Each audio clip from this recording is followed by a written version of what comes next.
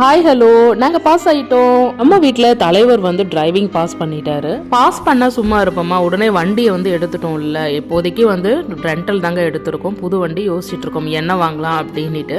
Qatar மாதிரி துபாயில் வந்து பார்த்திங்க அப்படின்னா வண்டி கம்மி ரேட்லாம் இல்லை, ரொம்ப காஸ்ட்லியாக இருக்குது. இன்னொரு விஷயம், கத்தாரில் 13 வருஷம் வண்டி ஓட்டியிருந்தாலும் ஜீரோலேருந்து ஸ்டார்ட் பண்ணுற மாதிரி ஃபஸ்ட்டு தியரியை கிளியர் பண்ணிவிட்டு அதுக்கப்புறமா ஆன் ரோட் டெஸ்ட்டும் வந்து பாஸ் பண்ணணும். இங்கே டஃப் அப்படின்றதால நிறைய பேர் ஷார்ஜா அபுதாபி அங்கே போயிட்டு வந்து டிரைவிங் பண்ணலான்னு போறாங்கன்னா அப்போ எவ்வளோ டஃப்னு பார்த்துக்கோங்க.